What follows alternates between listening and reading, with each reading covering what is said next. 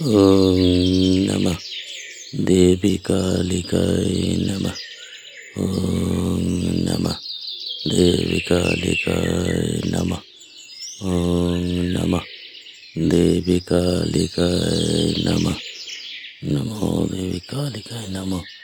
নমো দেবী কালিকায় নমঃ। নমো দেবী কালিকায় নমঃ।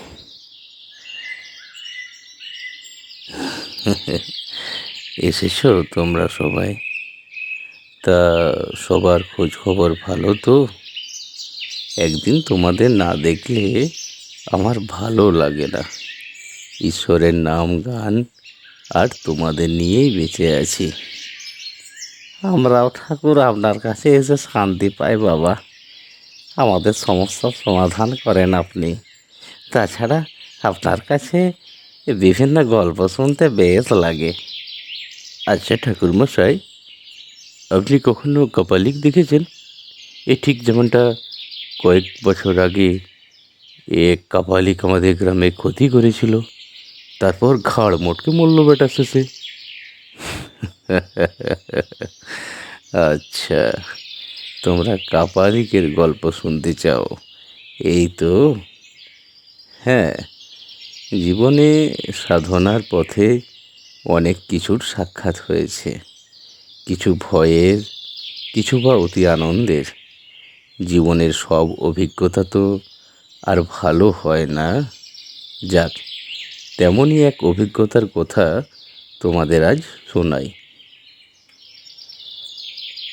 আমি তখন সাধনার জন্য বহু স্থানে ঘুরে বেড়াচ্ছি, সঙ্গে সদ্গুরুর সন্ধান করছি।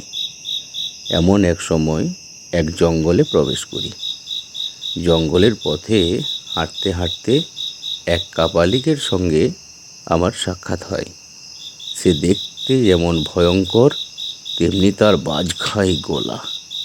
আমাকে দেখে একটু অবাক হয়ে জিজ্ঞেস করলো, এই কে তুই? এই জঙ্গলের মাঝে কি করছিস? যা পালা এখান থেকে, এখানে তোর কিছু সুবিধা হবে না। প্রণাম বাবা, আমি ভোবা। আমি একজন ভবঘুরে মানুষ। ঈশ্বরের সাধনা করার জায়গা খুঁজছি, সঙ্গে গুরুর সন্ধান করছি। আপনি আমাকে আশ্রয় দিন বাবা। আমি আমি আপনার যথাযথ সেবা করব। সাধনা, ঈশ্বরের সাধনা? সাধনা করবি তুই? যা যা পালা এখান থেকে, যত সব হুজুকে ছোকরা। না বাবা, হ্যাঁ, আপনি আমাকে শিষ্য না করলে আমি এখান থেকে যাব না। হয় আমাকে সাধনার পথ দেখান, না হলে আপনি আমার প্রাণ নিন, কিন্তু আমি আপনাকে ত্যাগ করতে পারবো না। এতে কিছুটা হলেও কাপালিকের রাগ কমল। তিনি কিছু শান্ত স্বরে বলল, আচ্ছা ঠিক আছে, চল চল আমার সঙ্গে আমার কুটিরে। কয়েকদিন আমার সঙ্গে থেকে আমাকে সাধনায় সাহায্য করতে হবে। তারপর ধীরে ধীরে আমি তোকে সাধনার পথ দেখাবো। তাই চলুন বাবা, আমি আজ থেকে আপনার সঙ্গেই থাকব।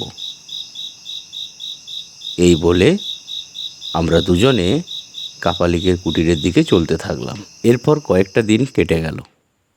এই কয়েকদিন আমি জঙ্গল থেকে কাঠ এনেছি, কাপালিকের জন্য রান্না করেছি, আর তার অদ্ভুত পূজা পাঠে সাহায্য করেছি।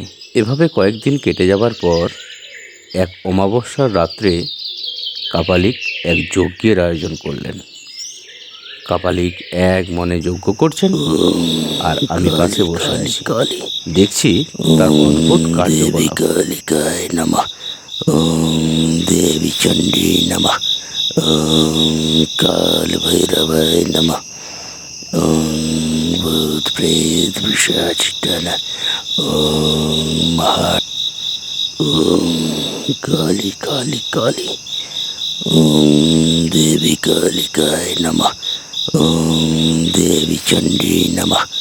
ওম কাল ভৈরবায় নমঃ। ওম ভূত প্রেত পিশাচ ডানা। ওম মহাডমৌরি। ওম দশ মহাবিদ্যায় নমঃ। নমো দেবী কালিকায় নমঃ, দেবী কালিকায় নমঃ, নমঃ দেবী কালিকায় নমঃ। বিচিত্র মন্ত্রপাঠ শেষ করে কাপালিক অট্টহাস্যে ফেটে পড়লেন।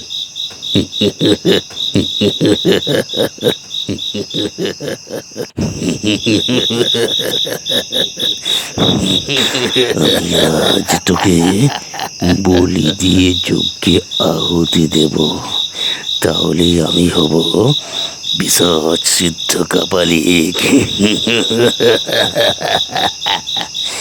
মৃত্যুর জন্য তুই প্রস্তুত হয়ে যা।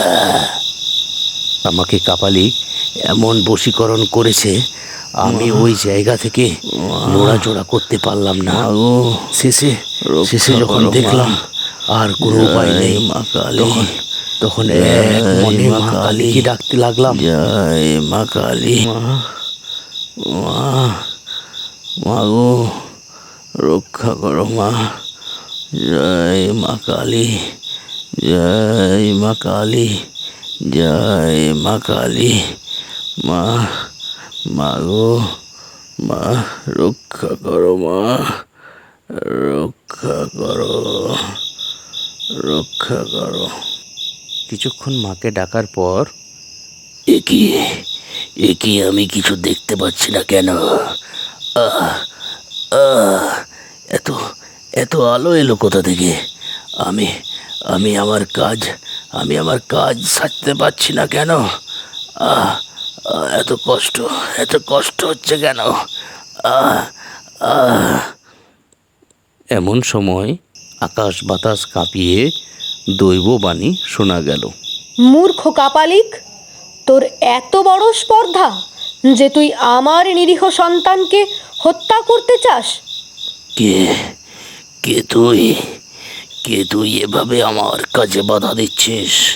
আমি কাপালিক, পিশাচ সিদ্ধ কাপালিক।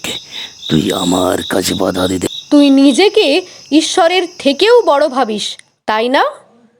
অশুভ শক্তি সাধনা করে তুই মানুষের ক্ষতি সাধন করিস। তোর বেঁচে থাকার কোনো অধিকার নেই। না, তা তুই পারবি না। আমাকে হত্যা করতে তুই পারবি না, আর এই লোকটাকে রক্ষা করতেও পারবি না। আমি তোকে হত্যা করব না, তোর সাধনা করা পিশাচই তোকে হত্যা করবে। দেখ এবার তোর কি অবস্থা হয়।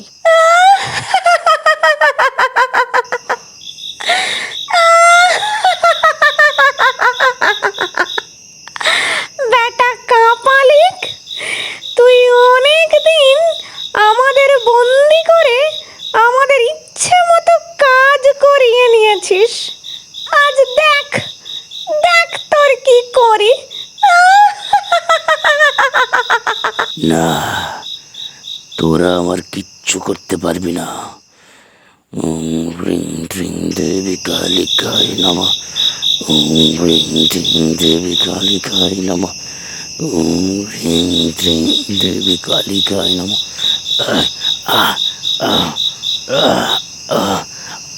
ছাড় তোরা। ও দেবী কালী, ও ছাড়।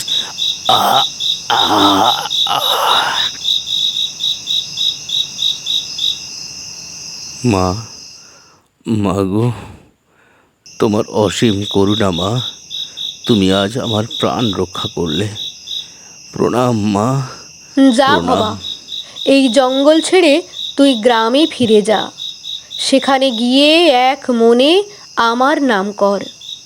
যাকে তাকে বিশ্বাস করে গুরু বানিয়ে নিস না। একটা কথা সব সময় মনে রাখবি, মনে ভক্তি নিয়ে এক মনে ডাকলেই ঈশ্বরকে পাওয়া যায়। আজ থেকে সেটাই হবে তোর সাধনার পথ। এক মনে ঈশ্বরের ভজন করবি আর মানুষের মঙ্গল চিন্তা করবি। আমি এলাম বাবা, তোর মঙ্গল হোক।